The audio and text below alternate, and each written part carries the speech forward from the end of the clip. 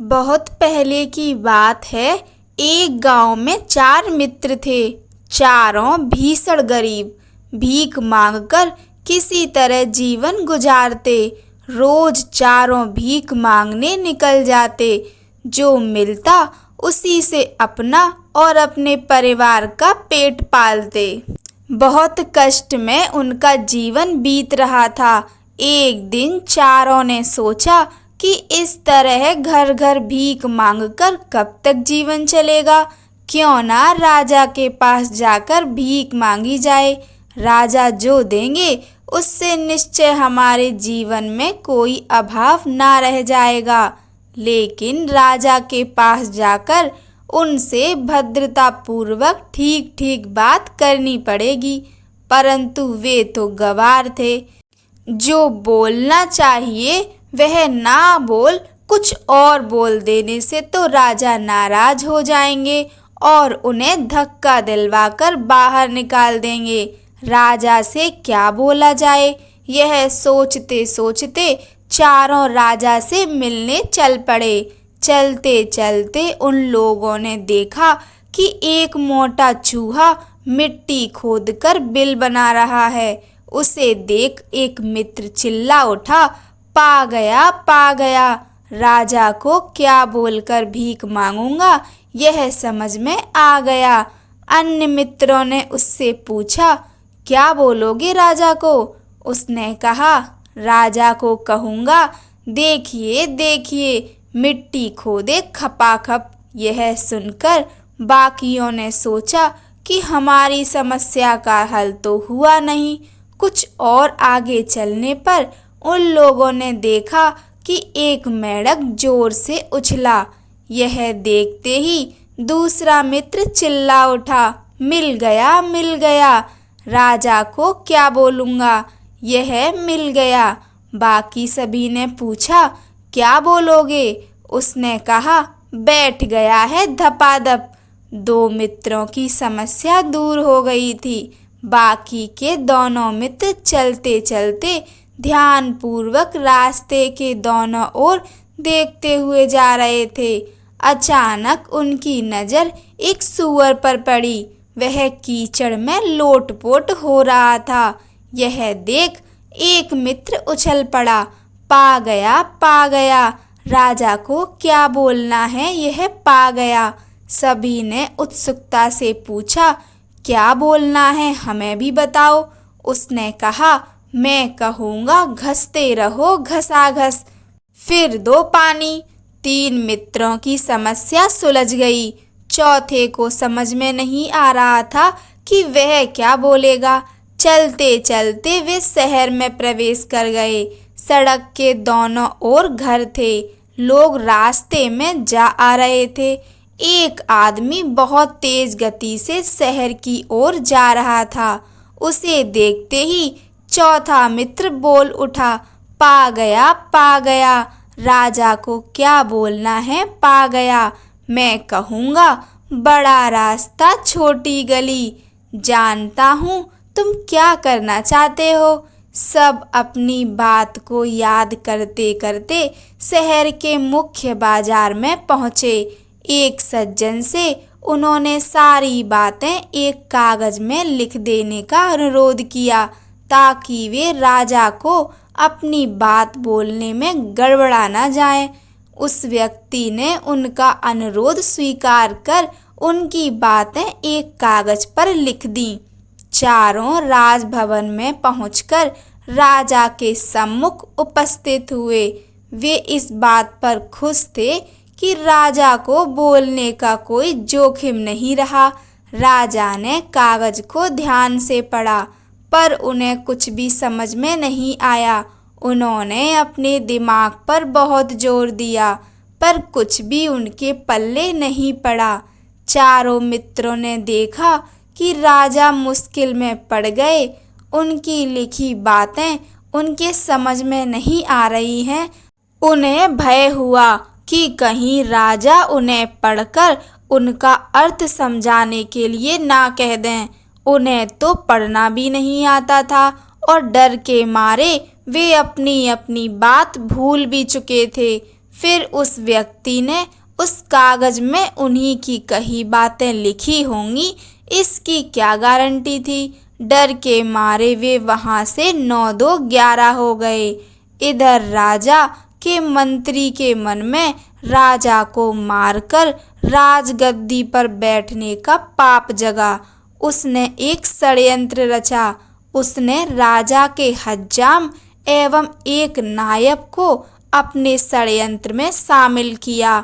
उसने हज्जाम को कहा कि कल जब तुम राजा की हजामत करने जाओगे तो उस तरह से उनका गला काट देना। लोभ में पड़कर हज्जाम राजी हो गया, लेकिन राजमंत्री ने एक दूसरी योजना भी बना रखी थी। उसने सोचा कि यदि नाई अपने काम में सफल नहीं हुआ तो फिर उसका षड्यंत्र धरा का धरा रह जाएगा, और नाई ने सारा भेद खोल दिया तो वह गिरफ्तार हो जाएगा। यही सोचकर उसने उसी रात राजकोषागार को खाली करने का निश्चय किया। राजकोषागार की देखभाल एवं उसकी रक्षा का जिम्मा उस नायब पर था। उसे मंत्री ने पहले ही अपनी मुट्ठी में कर रखा था। उसने उसे पटा रखा था कि रात के अंधेरे में कोषागार में सेंध मारकर सारा सोना चांदी हीरे जवाहरात रुपए निकाल लेगा। रात होने पर मंत्री और नायब कोषागार की बाहरी दीवार के पीछे सेंध मारने के लिए छिप गए। इधर राजा अपने कमरे में उन 4 मित्रों के दिए गए कागज में लिखी बातों को समझने का प्रयास कर रहे थे। हठात उसके मुख से निकला, मिट्टी खोदे खपाखप। यह सुनकर मंत्री और नायब चौकन्ने हो गए। उन्हें लगा कि राजा को उनके द्वारा सेंध मारने के षड्यंत्र का पता चल गया है। अगर सचमुच ऐसा हुआ तो सर्वनाश हो जाएगा। दोनों सेंध मारना छोड़ चुपचाप दीवार से सटकर बैठ गए। इधर राजा ने अपनी धुन में दूसरी पंक्ति पढ़ी, बैठ गया धपाधप।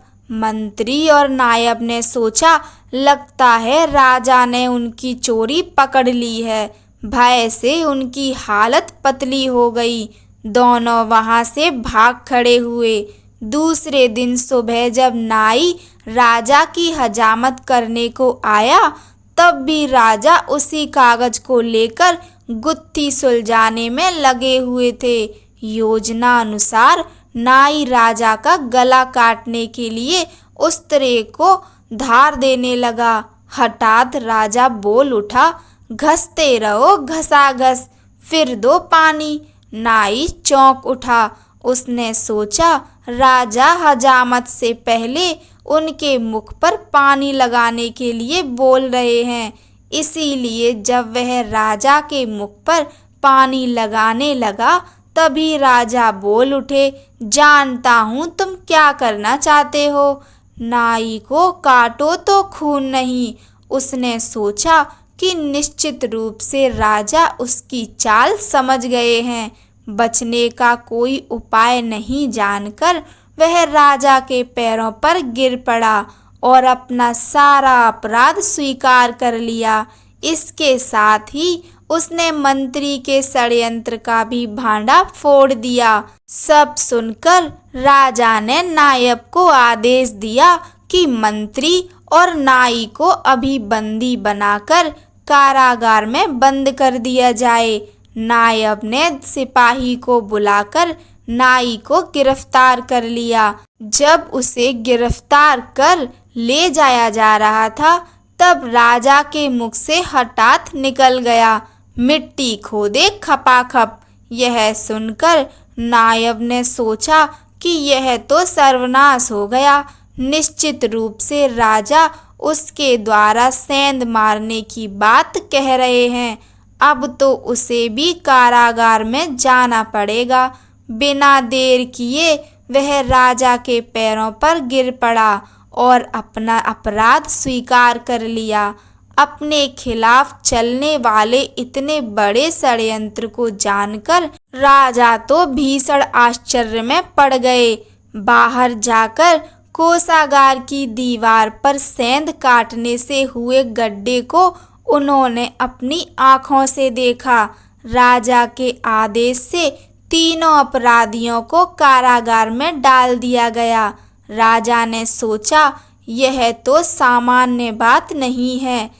इतने बड़े षड्यंत्र की बात उन चारों ने सांकेतिक रूप से उन्हें पहले ही बता दी थी।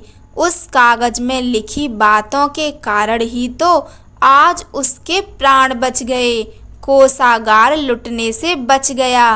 राजा ने उन चारों को ढूंढने के लिए चारों दिशाओं में अपने दूत भेजे ताकि उन्हें सम्मानित एवं पुरस्कृत कर सकें।